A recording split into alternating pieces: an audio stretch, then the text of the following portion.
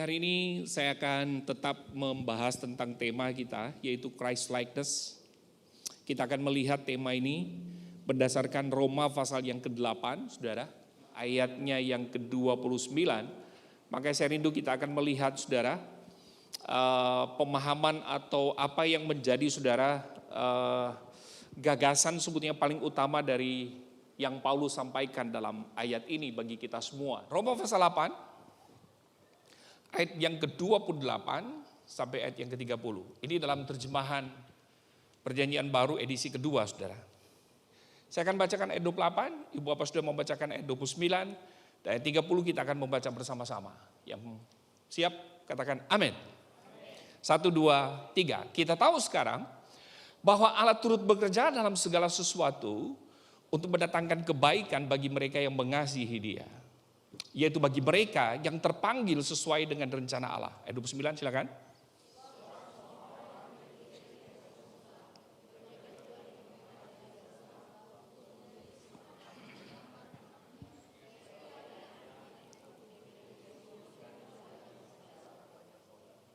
Ayat 30 saudara kita baca bersama-sama. 34. Mereka yang ditentukannya dari semula, mereka juga itu juga dipanggilnya. Mereka yang dipanggilnya, mereka itu juga dibenarkannya. Mereka yang dibenarkannya, mereka itu juga dimuliakan. Jadi kalau saudara mau mengerti tentang ayat 29 yang merupakan tema kita, kita perlu membaca mulai dari ayat yang pertama. Kenapa? Ini merupakan kesimpulan dari apa yang sebetulnya Paulus bahas di dalam pasal 5 sampai pasal 7 dalam kitab Roma. Pasal 5 sampai pasal 7 itu berbicara tentang keselamatan kita, Ibu Bapak Saudara. Bahwa siapapun kita, saudara, tidak lagi berada dalam hukum dosa. Siapapun kita tidak lagi berada dalam aturan-aturan atau hukum agama, Ibu Bapak Saudara. Kita semua adalah orang yang sudah dibenarkan, kita semua adalah orang yang sudah dikuduskan oleh Tuhan. Kekuatan daripada hukum agama, kekuatan daripada dosa yang merupakan tabiat kita, itu tidak akan pernah bisa mengendalikan kehidupan kita di dalam Kristus. Kenapa? Karena Kristus sudah mati bagi kita. Yang percaya katakan amin. Pada waktu Paulus menegaskan dia sudah mati bagi kita, itu sebetulnya berlaku pada sebelum kita ada pun sebetulnya, bahkan kita sudah ada dan bahkan kemudian kita akan nanti dipanggil oleh Tuhan, pengampunan itu Tuhan sudah beri dalam hidup kita. Karena itu firman Allah berkata kita semua adalah anak Allah. Yang percaya katakan amin. Kalau sudah perhatikan ayat yang pertama dalam kitab Roma pasal yang ke-8, dia berkata bahwa oleh sebab itu sekarang tidak ada penghukuman bagi mereka yang ada di dalam Kristus Yesus. Kenapa? Karena Paulus berkata kita sekarang sudah hidup dalam hukum roh. Ayat yang kedua, saudara. Yang percaya katakan amin. Hukum roh inilah yang mengatur, yang membimbing, yang mengarahkan kehidupan kita, saudara. Sehingga setiap orang yang berada dalam hukum roh, perhatikan saudara, selanjutnya Paulus berkata seharusnya dia hidup dalam pimpinan roh itu. Yang percaya katakan amin. Amin. Jadi siapapun kita tidak lagi dikendalikan dengan yang namanya hukum agama. Tidak dikendalikan lagi dengan yang namanya hukum dosa. Kita sekarang dikendalikan oleh yang namanya hukum roh. Hukum roh itu berbicara tentang Roh Kudus atau Tuhan menjadi pemimpin dalam kehidupan kita. Yang percaya katakan amin. Sehingga apapun yang ada dalam kehidupan kita hanya mencirikan tentang Tuhan itu sendiri. Tentang firman itu sendiri. Karena itu saudara, saya ingin menjelaskan kepada saudara hal lebih rinci lagi dari ayat-ayat yang kita baca, yang nanti kita akan kupas saudara. Itu sebetulnya mulai dari ayat yang ke-14 sampai masuk kepada ayat yang ke-30. Perlahan-lahan saya ingin menjelaskan kepada saudara, supaya saudara pulang, saudara mengerti apa yang menjadi tema kita, saudara. Pertanyaan saya yang pertama, ketika kita membaca ayat yang ke-29 tadi, mengapa kita harus menjadi serupa dengan Kristus? Jawabannya itu, saudara, ada dalam ayat yang ke-30. Saya ngambil dalam terjemahan Saudara Indonesia. Firman Tuhan berkata begini, sejak awal kita dipanggil menjadi anggota keluarganya.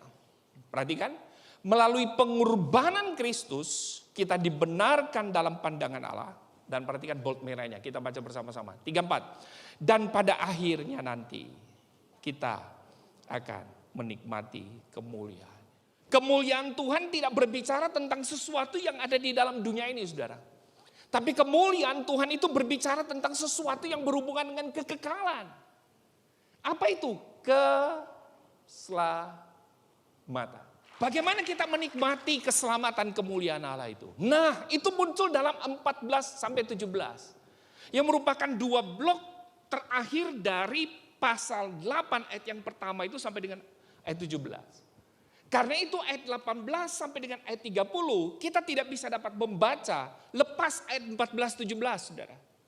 Ayat 14-17 saya ambil dalam terjemahan edisi kedua yang baru, saudara. Dikatakan begini, semua orang yang dipimpin roh Allah adalah anak Allah, sebab kamu tidak menerima roh perbudakan yang membuat kamu menjadi takut lagi, tetapi kamu telah menerima roh yang menjadikan kamu anak Allah. Oleh roh itu kita berseru ya Aba, ya Bapa. Ayat 16, roh itu sendiri bersaksi bersama-sama dengan roh kita bahwa kita adalah anak-anak Allah. Ayat 14 dan 16 ini berbicara status kita. Bahwa status kita orang yang percaya itu sudah diselamatkan. Sebagai orang yang sudah diselamatkan seharusnya hidup kita harusnya dipimpin oleh roh Allah. Perhatikan, konsekuensi dari orang yang dipimpin oleh roh Allah, maka dia harus menerima apa, saudara? Janji-janji Allah. Ayat 17. Janji-janji Allah itu adalah ahli waris yang memang Tuhan berikan, saudara, kepada kita. Pertanyaannya adalah, ahli waris yang kita akan terima dari Tuhan itu apa?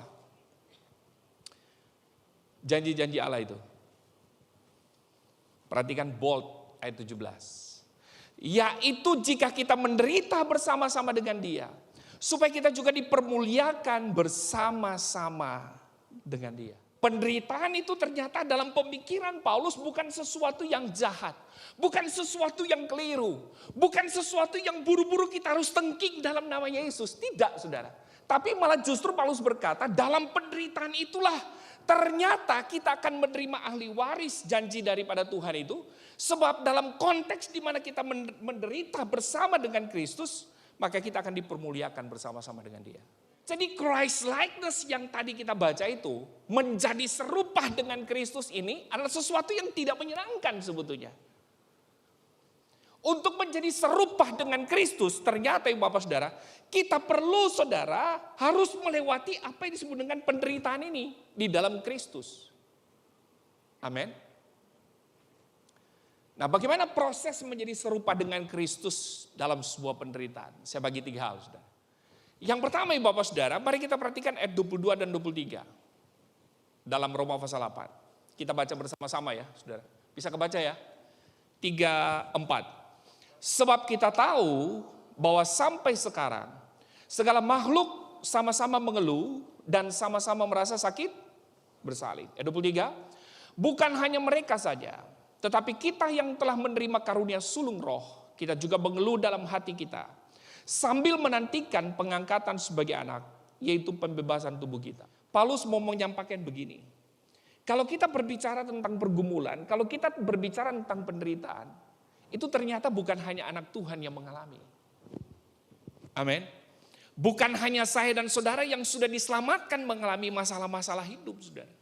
Terbukti kok. Kita yang sekarang percaya kepada Tuhan, yang sungguh-sungguh mengasihi Tuhan, bahkan memberi hidup untuk melayani Tuhan. Ada aja penyakit yang datang dari dalam diri kita, betul saudara? Dan penyakit itu ternyata, saudara, membawa kita sampai pada kematian, tidak mengalami kesembuhan. Lalu pendeta siapa yang kita tidak undang untuk menumpangkan tangan bagi kita untuk mendoakan penyakit itu? Betul saudara? Tapi toh juga pada endingnya tetap akan mengalami kematian dengan penyakit itu. Betul saudara? Nah, hal yang sama juga terjadi bagi orang yang tidak percaya, Ibu Bapak Saudara. Kalau hari ini saudara mungkin berkata, Pak, hari ini saya cuma makan 1 kali dalam 1 hari. Kalau juga saudara perhatikan, ada begitu banyak orang yang nggak makan dalam 1 hari, Ibu Bapak Saudara. Betul Ibu Bapak Saudara? Kalau saudara berkata, Pak, akhir-akhir ini kok susah banget ya nyari duit, Anda sebagai pebisnis. Orang yang tidak percaya pun akan berkata kepada saudara, apalagi saya. Sedang menuju kepada kebangkrutan, sedang mengalami turbulensi yang begitu hebat usaha saya. Jadi baik orang percaya maupun tidak percaya, Alkitab berkata kita semua sedang mengeluh dan sama-sama merasakan sakit bersalin. Tidak ada satupun di antara kita yang lolos dengan yang namanya pergumulan. Katakan amin, saudara. Adakah di antara saudara yang hari ini tidak memiliki masalah? Saya yakin kita semua punya masalah. Anda punya masalah. Orang yang tidak percaya pun punya masalah. Nah, kita mengalami hal yang sama. Karena memang Alkitab berkata bahwa tidak ada satupun di antara kita atau manusia yang tidak merasa sakit bersalin. Kita juga mengeluh. Orang juga yang tidak percaya juga mengeluh hal yang sama, Ibu Bapak Saudara. Amin. Yang kedua, saudara. Perspektif yang kedua yang Paulus mau ubah adalah ayat yang ke-18. Dan ini poinnya. Sebab aku yakin bahwa penderitaan zaman sekarang ini tidak dapat dibandingkan dengan kemuliaan yang akan dinyatakan kepada kita, saudara. Jadi kemudian ketika saudara mulai membanding-bandingkan apa yang saudara alami dengan orang lain, menurut Alkitab, Anda tidak fair. Saya dan saudara tidak adil. Cuma memang kemudian kualitas persoalan pergumulan kita itu berbeda-beda. Tapi apapun yang kita alami, itu adalah masalah. Ternyata apa yang kita alami, pergumulan seberat apapun dan seringan apapun, sebetulnya saudara tidak sebanding dengan keselamatan yang Tuhan beri. Tidak sebanding dengan kemuliaan yang Tuhan siapkan dalam hidup kita. Saudara. Rick Warren pernah berkata begini, Alkitab memberitahu kita bahwa Yesus Kristus datang untuk melakukan 3 hal. Dia datang agar masa lalu kita diampuni, kita mendapatkan tujuan untuk hidup, dan yang terakhir adalah, baca sama-sama, 3, 4. Siapa di sini yang belum punya rumah? Saya. Belum punya rumah. Tapi bukan berarti ayat ini mau mengatakan, udahlah gak usah beli rumah di dunia. Bukan. Tetap saudara harus berusaha untuk mendapatkan rumah. Yang percaya katakan amin. Tapi ada sebuah rumah yang lebih hebat dibandingkan dengan apa yang kita miliki di tengah-tengah dunia ini. Bahwa apapun yang kita alami, apapun yang kita hadapi akhir-akhir ini, Paulus cuma mau berkata bahwa kamu harus mikir sebetulnya tidak sebanding dengan apa yang Tuhan sediakan bagi kita di surga. Untuk menuju supaya kita menjadi serupa dengan Kristus, ini yang kita alami. Penderitaan ini yang harus kita lewati. Hanya kemudian Paulus mengatakan persepsi kamu tentang penderitaan di dalam Kristus harusnya seperti 2 hal tadi. Gitu. Pertama bahwa bukan cuma kamu yang menderita. Jadi dia mau berduit, tidak berduit, mau pakai dasi atau tidak pakai dasi. Sama-sama memiliki persoalan. Yang kedua kata Paulus, ubah cara berpikir kamu tentang pergumulan kamu. Bahwa apa yang kamu derita sekarang ini tidak sebanding dengan apa yang Tuhan berikan bagi kita. Amin. Yang kedua, kalau begitu Pak Luki, bagaimana respon saya terhadap sebuah pergumulan itu? Nah, Paulus menjawab dalam ayatnya yang ini, saudara. 24-25. Perhatikan, kita baca sama-sama ya, dengan suara yang keras.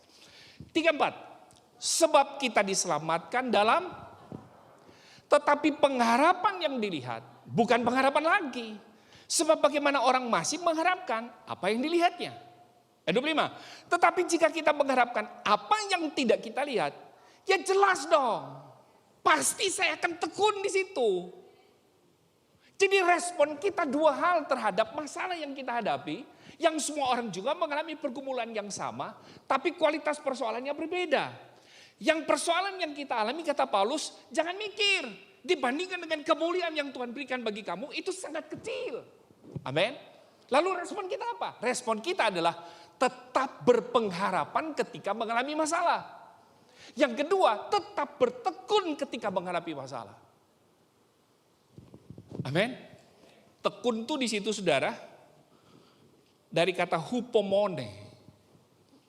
Kata ini saudara, dalam perjanjian baru sering dipakai untuk menjelaskan tentang karakter seseorang yang tidak menyimpang dari apa? Dari tujuan yang akan dia capai dan iman yang dia miliki.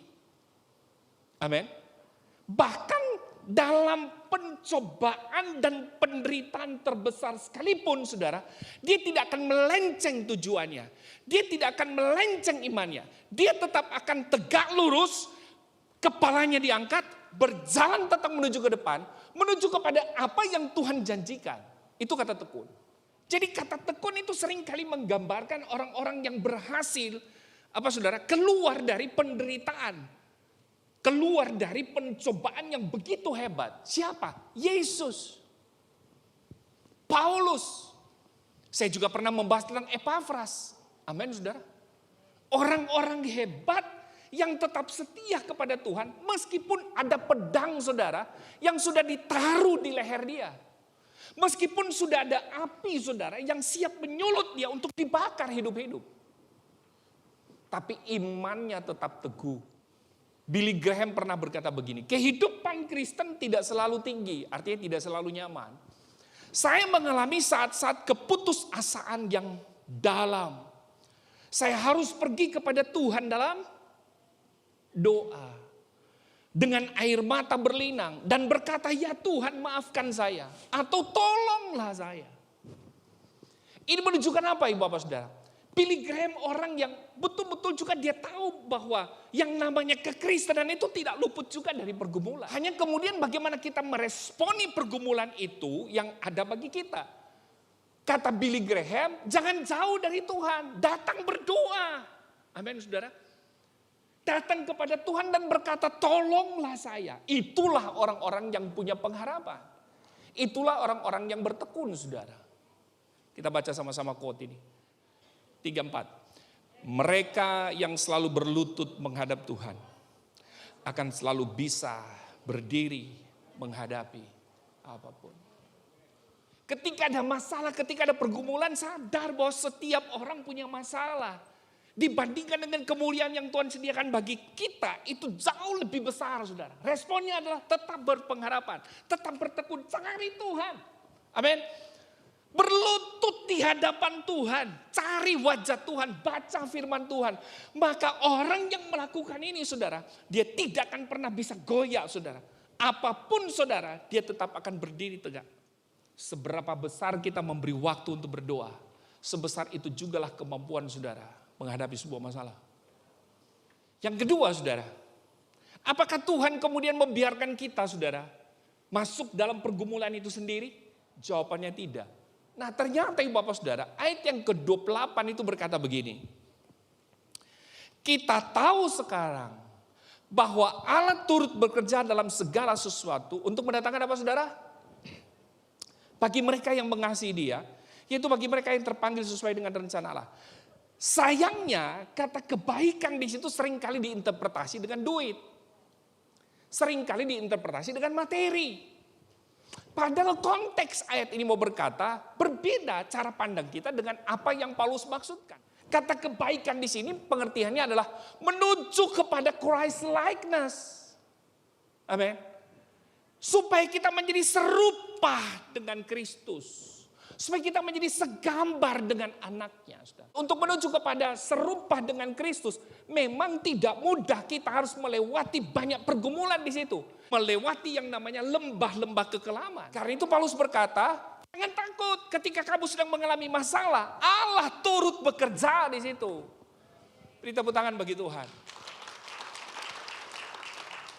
Bukan untuk mendatangkan materi bagi saudara. Allah turut bekerja supaya saudara menjadi sama seperti Kristus. Supaya kita menjadi sama seperti gambaran anaknya.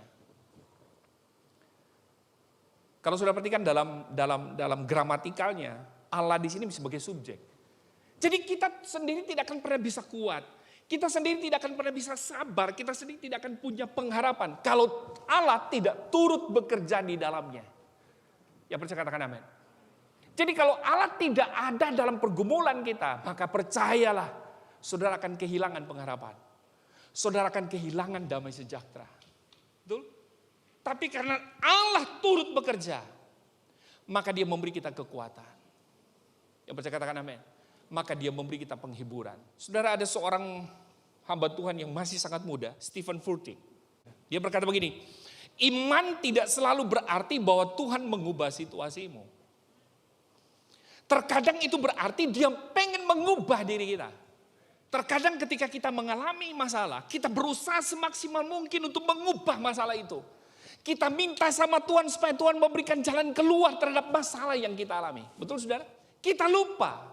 Terkadang Tuhan ketika mengizinkan masalah itu terjadi, yang Tuhan mau ubah itu bukanlah masalah yang dia beri itu saudara. Tapi justru masalah itu datang yang dia ingin mengubah sebetulnya cara berpikir kita.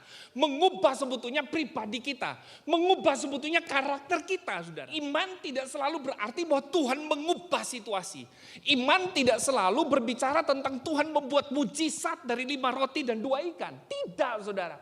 Tetapi justru terkadang dia mau supaya kita diubahkan. Supaya kita menjadi Christ likeness. Ya baca katakan amin. Saya mau beri kesimpulan sederhana. Menjadi serupa dengan Kristus untuk menerima kemuliaannya. Yaitu kemudian serupa dengan gaya hidup Kristus. Tetapi kita bukanlah Tuhan. Saya adalah saya, Luki adalah Luki. Yesus adalah Allah. Luki harus menjadi serupa dengan Kristus. Apa yang Kristus sudah memberi contoh. Apa yang Yesus sudah ajarkan, apa yang Yesus sudah memberi teladan, kita harus menjadi serupa dengan apa yang dia ajarkan. Kita harus menjadi serupa dengan apa yang dia buat. Menjadi seperti Kristus tidak mudah. Sebab di situ ada kata menjadi. Menjadi itu belum jadi. Amin. Sebuah proses untuk menuju kepada jadi, saudara. Suami istri ketika menikah. Yang satunya egonya luar biasa, nggak bisa diatur. Keras kepala, kepalanya sangat keras luar biasa. Iya nggak saudara? Tapi kemudian ketika ketemu dengan Tuhan lahir baru berjumpa secara pribadi. Saudara pikir enak mau mengubah itu? Kalau seorang pencuri katanya saudara, supaya dia tidak mencuri lagi, digabung dengan orang yang tidak mencuri. Itu jangan saudara berpikir, orang ini langsung kemudian bim salah bim, besoknya tidak mencuri. Tidak, saudara. Malah justru ada kemungkinan orang yang tidak mencuri jadi bisa mencuri, saudara. Kita yang harusnya influencer, malah justru kita menjadi korban daripada dia. Gitu. Christ likeness itu yang Tuhan mau adalah supaya perbuatan kita, perkataan kita, saudara, cara berpikir kita, perhatikan masih ada kesinambungan, cara berpikir kita, itu harusnya terrefleksi berdasarkan cara berpikir firman Allah. Tindakan dan perbuatan kita memang betul-betul mencerikan tentang karakter firman Allah. Menjadi serupa dengan Kristus adalah proses yang menyakitkan, tetapi itu tidak sebanding dengan apa saudara? Keselamatan yang Tuhan berikan bagi kita. Karena itu tetaplah berpengharapan dan setia kepada Tuhan. Yang percaya katakan amin. Jangan takut. Sebab ketika kita sedang dibentuk oleh Tuhan untuk menjadi serupa dengan Kristus. Firman Allah berkata apa? Roh Kudus menolong kita. Amin. Tuhan turut bekerja dalam diri kita. Untuk apa? Mencapai karakter ilahi dalam hidup kita. Kita baca sama-sama saudara quote terakhir ini. Menjadi seorang Kristen lebih dari sekedar pertobatan seketika. Ini adalah proses harian di mana Anda bertumbuh menjadi lebih dan lebih seperti Kristus. Yang ngomong ini Billy Graham, saudara. Orang yang bertobat itu atau petobat di dalam Tuhan yang sesungguhnya adalah sebuah proses harian dalam hidupnya. Proses harian itu tidak menyenangkan, tapi tujuan proses harian dalam hidup kita sebagai orang yang sudah bertobat, supaya kita mengalami pertumbuhan. Hari ini saya bisa dapat mengendalikan amarah saya. Hari ini saya bisa dapat mengendalikan pikiran saya yang negatif. Kenapa? Karena saya belajar untuk mengendalikan itu. Ada Roh Kudus yang memampukan, ada Tuhan yang mengintervensi secara langsung, saudara. Terhadap itu, yang percaya katakan amin. Karena itu sekali lagi, tetap berpengharapan dan bertekunlah ketika kita sedang mengalami masalah-masalah itu. Kenapa? Karena Tuhan menolong kita untuk mencapai Christ likeness. Beri tepuk tangan buat Tuhan.